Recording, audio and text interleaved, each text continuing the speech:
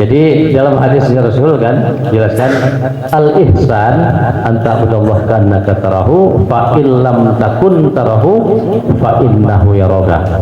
Kata Rasulullah, yang dikatakan ihsan itu engkau sembah Allah seolah-olah engkau melihat Allah. Apabila engkau tidak mampu melihat Allah, maka yakini Allah melihat engkau. Ya, berarti dalam hadis itu ya, berarti ada dua tingkat ilmu pengetahuan. Ya, yang tingkat pertama itu adalah tingkat seolah-olah melihat. Yang kedua dia hanya meyakini, karena dia itu dilihat. Ya, kalau tingkat melihat ini tadi namanya sudah tawajuh. Tawajuh itu berhadapan, berpandangan antara Tuhan dan hambanya. Akhirnya itu ya, berpandangan. Tapi memandang zat Allah Subhanahu wa taala ya, jangan terus digambarkan memandang satu wujud.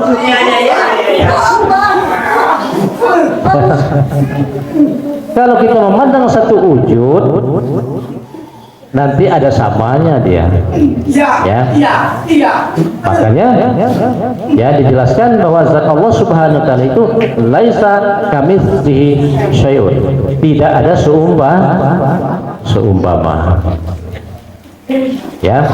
Nah, yang dikatakan berwajahan tadi atau tawajuh tadi berarti ruhaninya sudah memandang kepada zat Allah Subhanahu wa taala.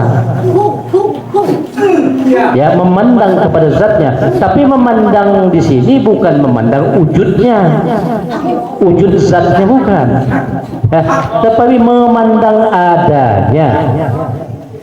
Ya, memandang adanya. Ya. Nah, karena kita selalu memandang adanya tadi, maka nanti akan dirasakan. Ya, akan dirasakan. Ya. Nah, jadi ini urusan rohani ini.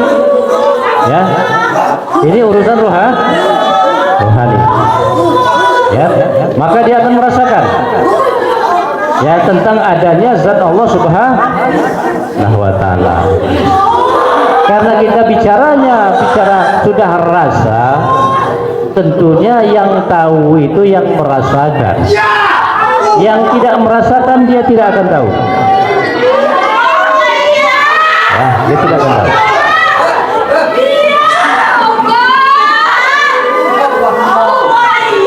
Nah, itulah yang namanya tawajuh. Ya. Nah, makanya Allah Subhanahu wa taala memerintahkan kepada kita, ya ayyuhalladzina amanu dzkurullaha dzikran katsiran wasabbihu bukratan wa asila. Hai orang-orang yang beriman, berzikirlah kamu dengan zikir yang sebanyak-banyaknya dan bertasbihlah kamu pada pagi dan petang. Ya, Tuhan merintahkan kita seperti itu supaya kita ingat terus dengan Tuhan. Nah, ingat ini hubungannya adalah dengan memandang tadi, hubungannya. Ya, ingat, ya,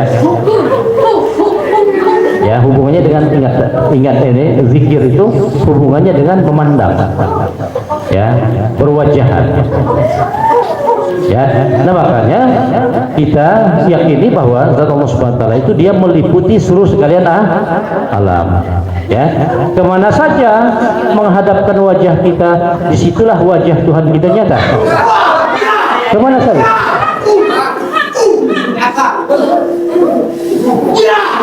Ya, jadi kalau saya utamakan supaya bisa kita faham, ya. Jadi kita manusia, khususnya saya bicara manusia saja, ya. Kalau saya bicara manusia berarti demikian juga yang lain. Ya, jadi manusia hidup di muka bumi ini seperti ikan hidup di dalam laut.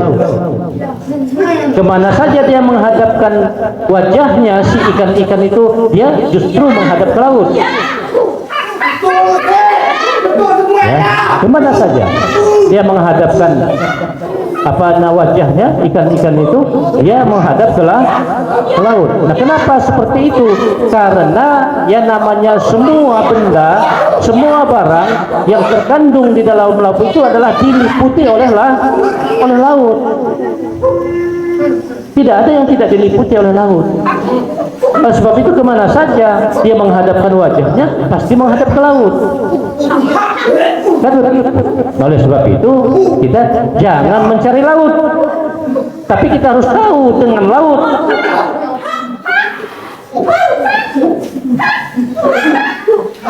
Ya. Jangan sampai nggak tahu dengan laut. Ya, sedangkan laut itu kan memberikan semua kebutuhan semua yang ada di laut itu. Laut itu sendiri yang memenuhinya. Oleh sebab itu harus tahu. Ya, kalau kita mencari laut, kita anggap laut lebih jauh.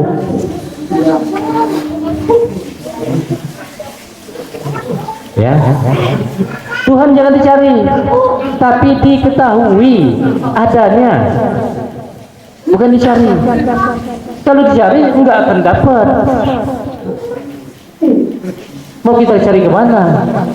Ya, kalau diketahui maka dia akan tahu. Ya, dia akan tahu. Ya. Nah, inilah yang dikatakan man arafa nafsahu faqad arafa rabbahu.